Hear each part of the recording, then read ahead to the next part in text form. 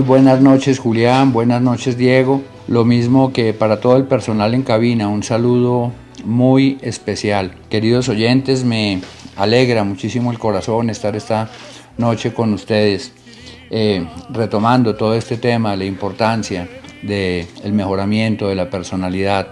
de lograr empoderarnos, subir nuestros niveles de poder personal, y qué mejor que hacerlo desde una base del conocimiento, de fortalecer nuestro intelecto, poniendo en claro muchísimas cosas que muchos hemos pensado, pero no hemos logrado organizarlas o hacerlas transversales dentro de nuestros valores intelectuales. Debemos entender que todo conocimiento debemos ponerlo en práctica para elevar nuestra calidad de vida, tanto interior como exterior, para que, como bien decían los filósofos griegos, si sabemos algo y no lo ponemos en práctica, estamos peor que antes. Así, seguimos hablando un poco de lo que es la personalidad, el carácter, y debemos tener muy en cuenta que entendemos el carácter como algo muy exógeno, es decir, que nos lo ha formado el entorno. Básicamente, se define el carácter, según el Diccionario de Filosofía Soviético en 1965, como el conjunto de cualidades intrapsíquicas o psicológicas que nosotros tenemos para poder afrontar a nuestros entornos. De esta definición nosotros entendemos de que la filosofía tiene unas búsquedas supremamente importantes entre lo que es el carácter. Si nosotros entendemos un poco este carácter, debemos hablar un poco de lo que hace la caracterización de un artista cuando asume un rol. Cuando nosotros vemos que un artista de cine hace una interpretación magnífica, hace una caracterización magnífica de otro personaje, estamos hablando como el carácter termina dominando al temperamento, como el carácter termina dominando muchísimos procesos interiores que nosotros tenemos, y de ahí la importancia de fortalecer nuestro carácter. Y para fortalecer nuestro carácter tenemos que entender que hay muchos procesos interiores que son desbordados, que son ingobernables, y es ahí donde los programas de 12 pasos del siglo pasado nos hacen un acercamiento de lo que es la ingobernabilidad. Ingobernabilidad en pensamiento, ingobernabilidad en emoción, ingobernabilidad en impulso, ingobernabilidad en temperamento. Y debemos entender que cuando hablamos de la personalidad jamás podemos desconocer las búsquedas que hubo en el siglo pasado, por ejemplo, de Otto Kernberg, de Linehan,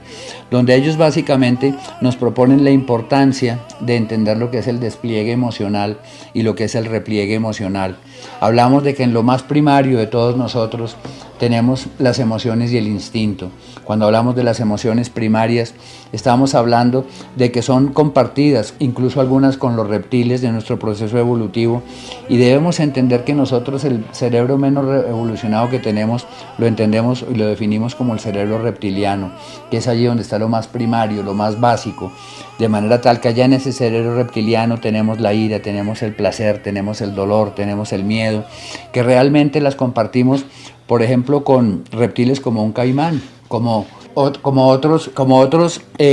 animales que realmente en el proceso evolutivo después se forma nuestro cerebro límbico.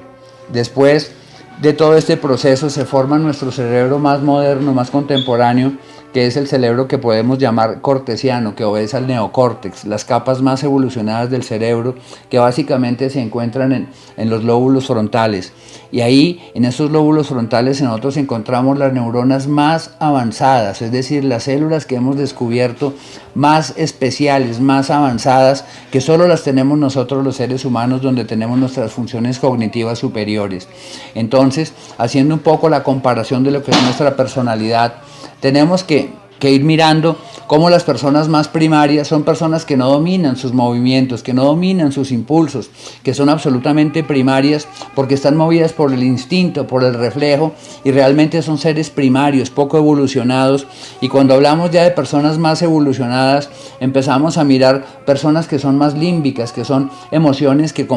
compartimos con muchos mamíferos. Vemos un perrito que tiene alegría, que tiene tristeza, incluso tienen culpa, pero cuando nosotros hablamos de este Homo consciens, ya no Homo sapiens, estamos proponiendo una persona que es completamente consciente de sus emociones y consciente de sus afectos. Así que nosotros empezamos a entender que los desórdenes mentales, los trastornos del comportamiento, están siempre asociados al pensamiento o a la actitud o al temperamento o al carácter. Y allí vamos pensando en lo importante de empezar a entender los problemas de pensamiento desorganizado, en los problemas que implican emoción, entre el despliegue emocional y el repliegue emocional, y lo que es el afecto. Cuando nosotros hablamos del afecto en términos de diagnóstico, debemos siempre entender el afecto no como la afectividad, que son muy diferentes. La afectividad es la manera, las bondades características de todo lo que es relativo al amor, a cómo nos relacionamos, cómo queremos, cómo nos queremos. Eso es la afectividad. Pero cuando hablamos del afecto, por ejemplo en un afectivo bipolar, estamos hablando desde el estado de ánimo, de manera tal que es el ánimo el que se deprime o se expande. Cuando nosotros miramos que el ánimo se expande, la persona primero se pone un poco alegre, después muy eufórica, después en medio de esta euforia empieza que no puede controlar sus movimientos, hay descontrol de impulsos y va hacia la hipomanía, que ya son movimientos como muy descontrolados, muy erráticos y muy inadecuados, y por último llegan ya a todo lo que es la manía, que ya son comportamientos bastante inadecuados, como hablar demasiado, como organizar desesperadamente y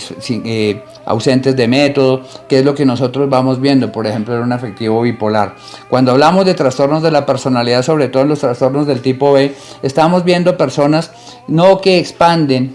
y deprimen su ánimo, sino despliegan y repliegan sus emociones. El repliegue emocional es ese estado cáustico, corrosivo, en que la persona desarrolla mucha amargura hacia sí mismo, y en los despliegues emocionales la persona se expande no en su ánimo, sino en su emoción. Entonces vemos que en muchas inestabilidades emocionales, como en todos los clúster B, estamos viendo que la persona es muy inhábil de generar sus respuestas emocionales de una manera coherente. Esto quiere decir que casi siempre conecta a través de la ira otros procesos emocionales. Por ejemplo, el dolor no se conecta con el dolor, con el llanto, con el sufrimiento, y explota en ira. Vemos que también las personas tienden, cuando sienten culpa, a conectarse a través de la ira. Así vamos entendiendo nosotros que dentro de toda esta constelación de lo que es nuestra personalidad, no podemos nunca dejar por alto lo que es instintivo, lo que es actitudinal,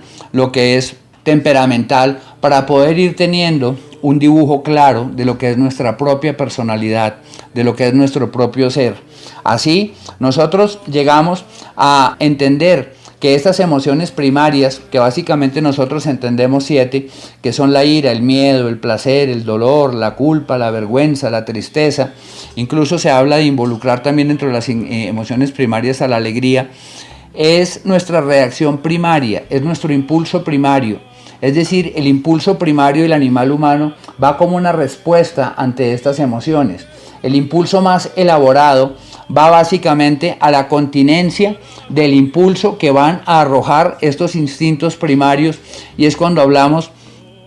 de que el ser humano está en plena capacidad de dominar sus emociones. Sabemos que mucho más lejos de lo que proponían los filósofos racionalistas, de que todo lo que hace el ser humano es para conocer y saber más, realmente nosotros debemos entender de que todo lo que hace el ser humano es para sentirse mejor, obviando básicamente esas emociones a las que a veces les damos una connotación y un sentido altamente negativo.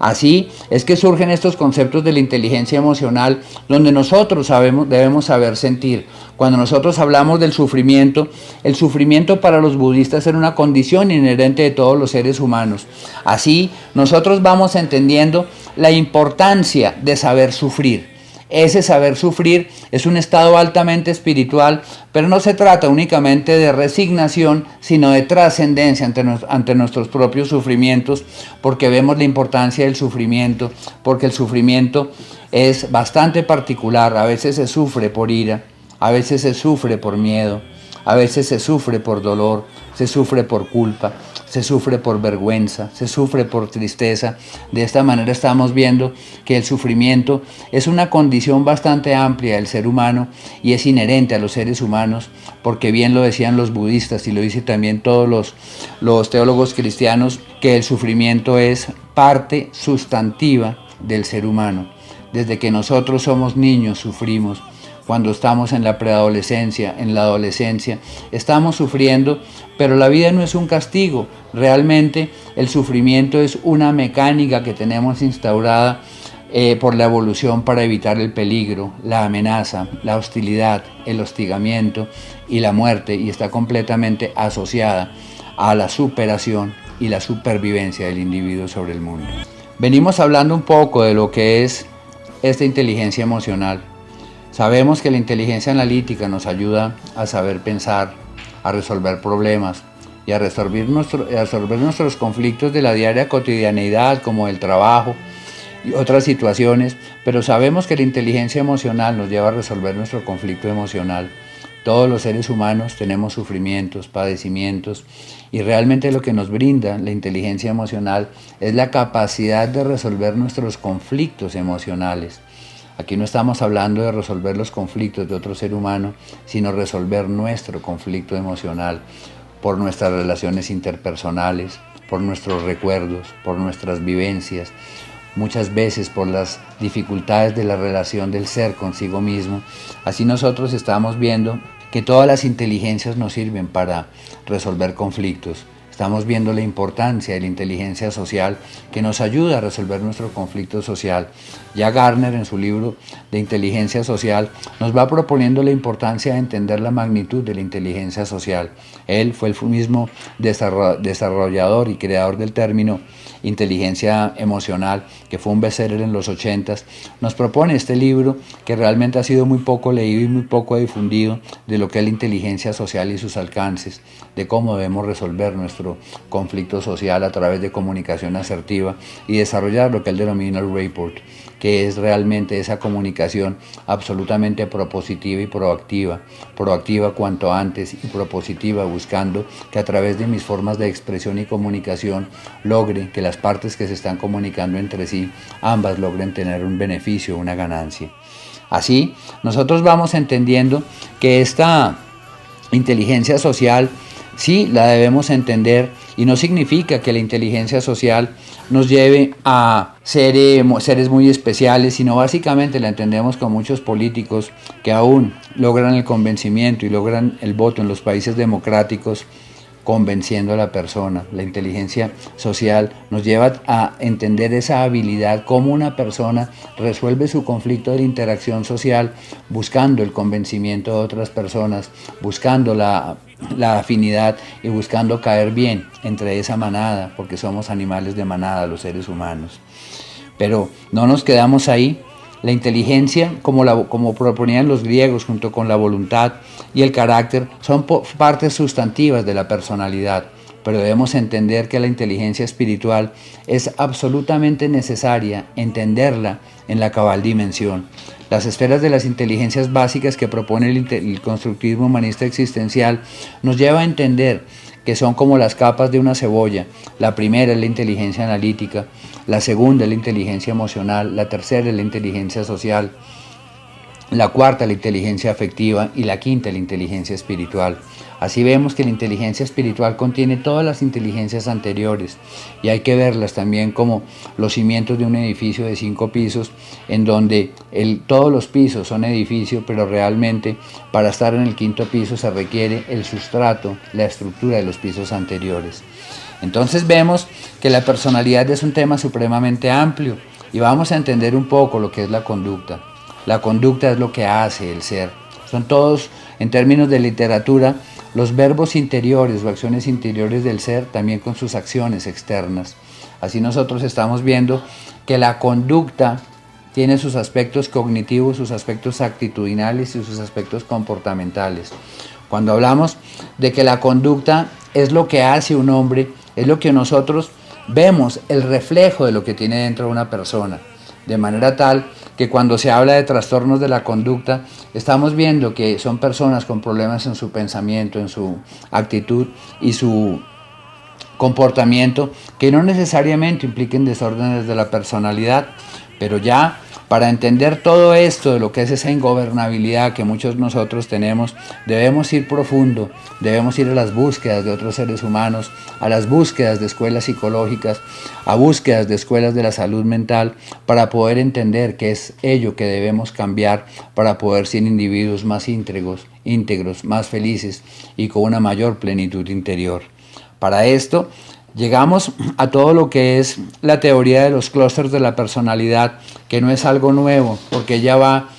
recopilando todo el conocimiento que ha venido desde los griegos, lo que fueron los filósofos, algunos existencialistas, escuelas psicológicas, doctrinas de psiquiatría, y empezamos a entender de que definitivamente tienen un acercamiento supremamente preciso y supremamente claro, y muchas personas, incluso profesionales en la materia, muchos le han dado un escaso valor diagnóstico, y realmente cuando nosotros entendemos los desórdenes de la personalidad en su real dimensión, vamos entendiendo que son los precursores de otras enfermedades mentales, los precursores de los trastornos adictivos, porque debemos entender que una cosa es el uso de sustancias, otra el abuso y otra la dependencia, y el desajuste en personalidad es aquello que desde el mundo psicológico de una persona los lleva del abuso a la dependencia.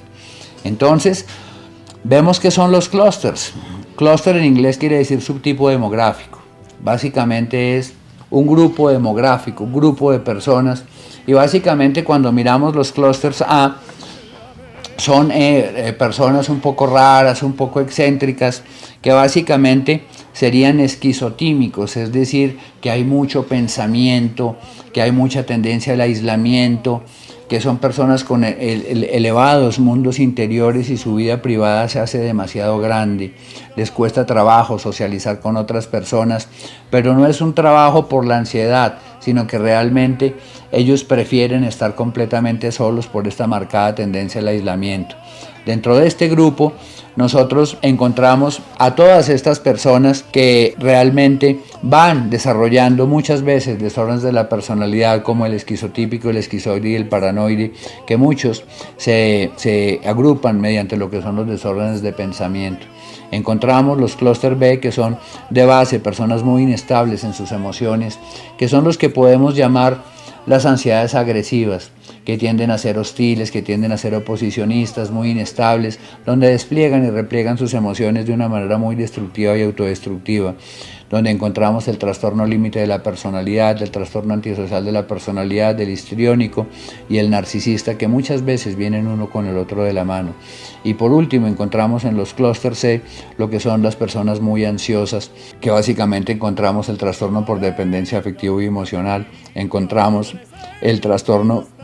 evitativo de la personalidad, encontramos el trastorno pasivo-agresivo de la personalidad y el obsesivo-compulsivo. Entonces básicamente encontramos que en estos clústeres tenemos un poco lo que son los esquizotímicos, tenemos en los Bs lo que son los muy inestables en sus emociones, y tenemos los Cs que son muy ansiosos. Así nosotros estamos viendo que todo este universo de las ansiedades pasivas, que es el clúster A, las ansiedades agresivas, que son los clúster B, y las ansiedades flotantes, que son los clúster C, empezamos a encontrar la importancia de la ansiedad y de saber sentir ansiedad, porque todos los seres humanos sentimos ansiedad y hay que saber sentirla. Y para terminar, pues, tomamos de la cultura del surf la importancia de hacer el surfing emocional,